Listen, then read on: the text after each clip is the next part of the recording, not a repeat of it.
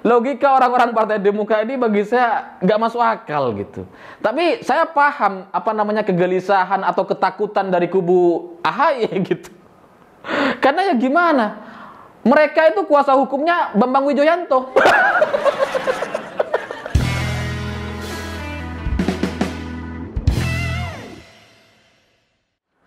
Selamat malam para mantan, selamat malam untuk semua mantan-mantan kalian yang suka jelek-jelekin.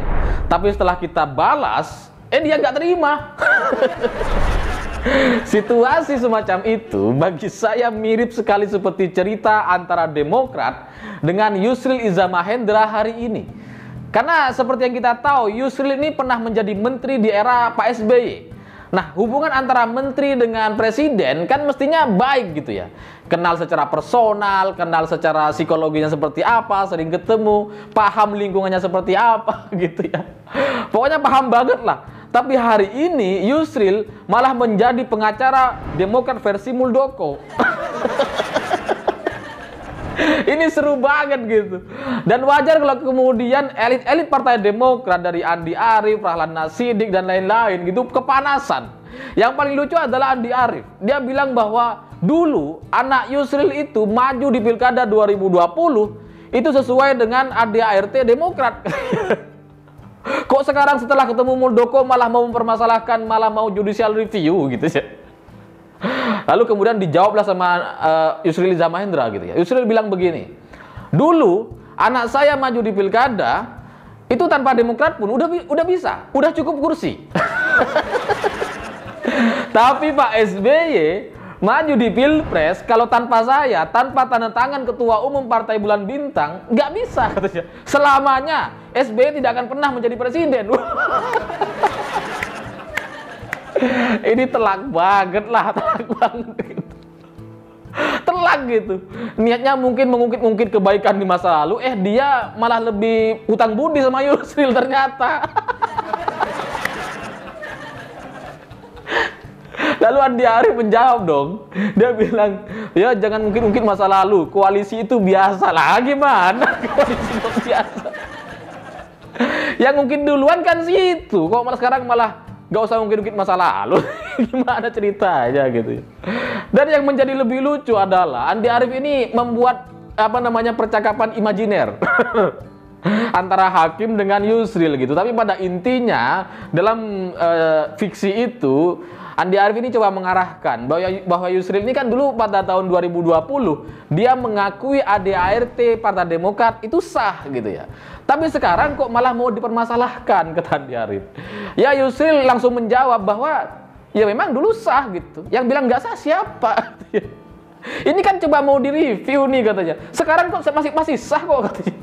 Saya nggak bilang nggak sah, nanti kalau misalkan jadi direview, diperbaiki atau diputuskan, baru mungkin kita bisa perbaiki. Nah, konsekuensi dari perbaiki ini atau menyalahi undang-undang yang ada di pemerintahan gitu ya, misalkan, itu konsekuensinya adalah AHY nggak bisa jadi ketua umum lagi. Ya, tapi dari sini kita akhirnya bisa melihat kualitas kedua orang ini gitu ya. Karena saya lihat antara Yusril dengan Andi Arief ini sama-sama orang yang paham hukum gitu. Yusril sebagai profesor ahli hukum, sementara Andi Arief orang yang pernah terjerat kasus hukum. Paham ya bedanya gitu. Makanya kemudian Yusril bilang bahwa Andi Arief ini kebanyakan imajinasi. Ya mungkin lebih tepatnya gimana ya, saya mau bilang nggak enak saya mau bilang, tapi gini, Andi Arief ini kan pernah terjerat kasus sabu-sabu atau narkoba gitu ya. Orang-orang yang pernah kena narkoba itu kan biasanya suka berimajinasi. Nah Yusril memaklumi itu, makanya kemudian kalau Andi Arief bikin percakapan imajiner antara Yusril dengan mahkamah, dengan hakim gitu ya, ya Yusril memaklumi itu. Memang orang yang kebanyakan imajinasi kayak gini.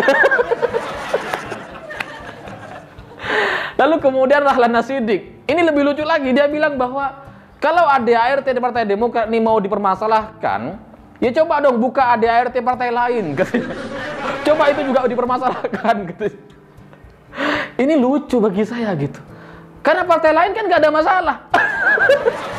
Yang bermasalah itu Partai Demokrat. Yang mencat-mencatin kadernya, yang mencat-mencatin pendirinya gitu ya. Pendiri partai dipecat-pecatin seperti Marzuki Ali, Joni Marbun dan seterusnya gitu ya. Itu Partai Demokrat. Makanya kemudian ada permasalahan dan coba mau di-review gitu. Nah, kalau partai lain kan nggak ada gitu. Jadi Rahlana Shediq ini posisinya tuh sama seperti kita lagi berumah tangga dengan istri kita. Hubungan kita baik-baik aja gitu. Tapi yang dipaksa untuk ke pengadilan, lah apa gunanya? Loh, hubungan kita baik-baik aja gitu. Masa orang lain, keluarga lain yang bermasalah kita yang harus direview sih, kan nggak mungkin gitu ya.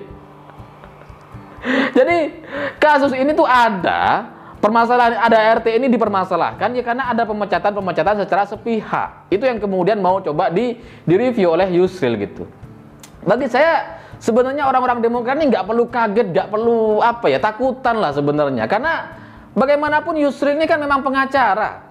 Tugas pengacara ya emang nggak gitu, harus membela kliennya, harus memberikan jasa gitu ya untuk membela atau memenuhi ke hak-hak atau kemudian keinginan kliennya gitu. Dan kita harus biasa aja dengan profesi pengacara. Karena jangankan untuk kasus yang masih abu-abu kayak gini, untuk kasus kejahatan, pembunuhan, koruptor yang udah terbukti gitu, ada kok pengacaranya. Habib Rizik ada juga pengacaranya gitu. Munarman ada. Jadi ya biasa aja lah. Jangan kemudian meminta Yusril untuk netral, untuk diam. Lah gimana loh pengacara ini dibayar sama Muldoko kok malah suruh diam sih? Kalau diam malah salah dong gitu ya. Dia ini pengacaranya Demokrat versi Muldoko, ya harus dia membela lah. Kalau bela AHY malah aneh rasanya gitu. Ya aneh gitu. Jadi logika orang-orang Partai Demokrat ini bagi saya nggak masuk akal gitu. Tapi saya paham kegelisahan atau ketakutan dari kubu AHY gitu. Karena ya gimana? Mereka itu kuasa hukumnya Bambang Wijoyanto.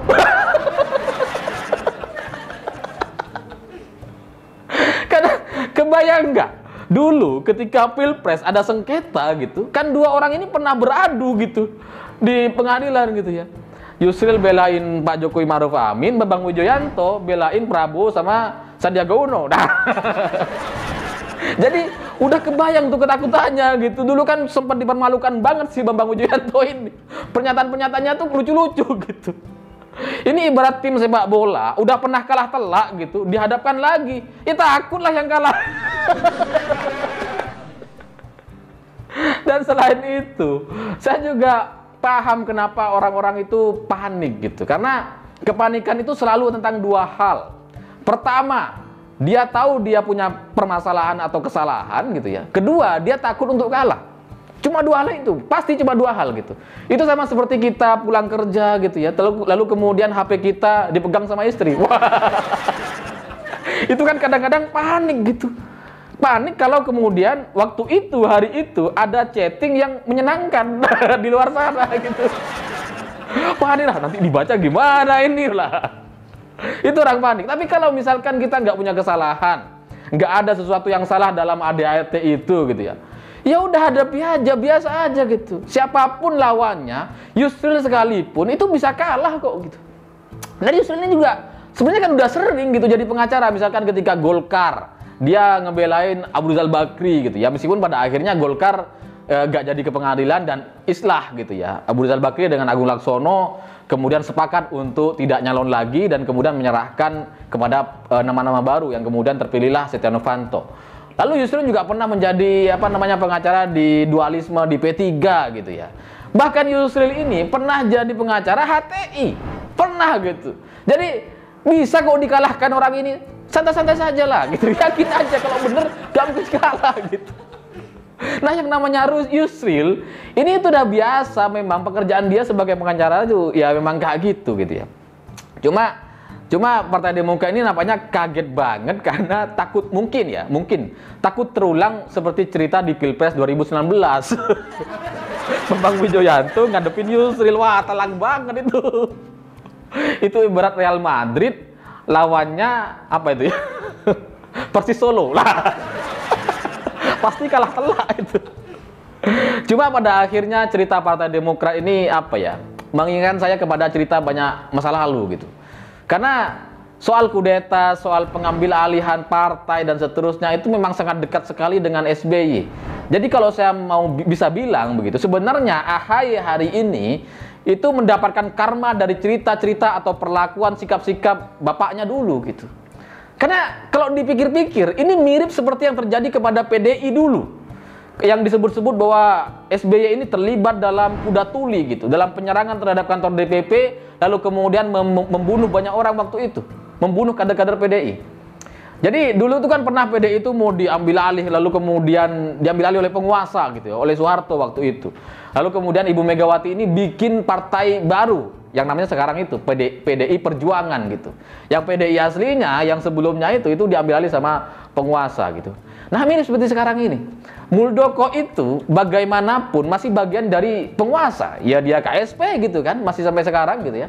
Artinya dia bagian dari penguasa. Bahwa kemudian dia hanya kebetulan dicalonkan gitu, dijadikan ketua umum karena pendiri-pendiri partainya yang lain ini kan mereka tidak punya tidak punya daya tarik yang memikat untuk dijadikan capres atau apapun itu di tahun 2024 gitu ya. Nggak kayak Muldoko, nggak sekuat Muldoko lah. Makanya kemudian mereka memilih Muldoko sebagai ketua umum, diharapkan nanti bisa menjadi pengikat gitu ya.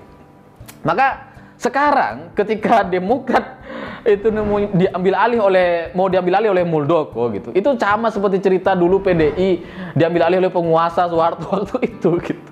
Meskipun posisinya berbeda, kalau waktu itu kan Soeharto ikut terlibat, nah kalau sekarang kan nggak terlibat, Pak Jokowi nggak ikut-ikutan gitu ya. Kalau kasusnya Muldoko ini sama seperti Gus Dur dan PKB waktu itu yang diambil alih oleh Muhaimin, SBY diam aja gitu. Selain itu, yang mengambil alih Partai Demokrat, yang mengkudeta partai, itu sebenarnya juga kan SBY gitu. Dulu SBY itu kan jadi presiden, lalu kemudian ada kasus kepada Anas Urbaningrum. Kasus ini belum keluar, tapi sprindik KPK itu langsung dibocor-bocorkan. diviralkan di media, lalu kemudian SBY ngambil alih Partai Demokrat. Dan pernyataan SBY itu lucu gitu. Meminta KPK untuk segera menetapkan diri sebagai Anas Urbaningrum sebagai tersangka. Kalau nggak ada bukti-buktinya, apa alasannya? Pokoknya lucu lah kasus itu. Lalu kemudian SBY ini mengambil alih Partai Demokrat. Jadi kalau sekarang ada cerita Partai Demokrat terjadi dualisme, pendirinya ada yang dipecat lalu kemudian melakukan perlawanan gitu ya. Ya itu biasa aja, bagian dari karma masa lalu nampaknya. Itu sama seperti perempuan yang mengambil alih atau merebut suami orang gitu.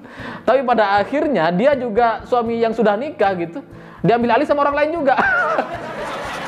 Instan karma, instan karma. Tapi ya saya nggak tahu lah pada endingnya akan seperti apa. Tapi minimal kalau ADART ini dipermasalahkan lalu kemudian dianggap nggak sah, maka Demokrat harus menggelar pemilihan ketua umum yang baru lagi gitu. Ya nanti bertarunglah misalkan AHY dengan Demokrat secara terbuka atau dengan Marzuki Ali atau siapapun itu yang bisa semua kadernya bisa memilih secara demokratis dan bersama-sama. Nggak kayak yang sebelumnya gitu, ditetapkan sebagai aklamasi. Sebagai calon tunggal itu kan demokrasi macam apa itu. Saya pikir itu. Terima kasih sudah menonton. Begitulah kura-kura.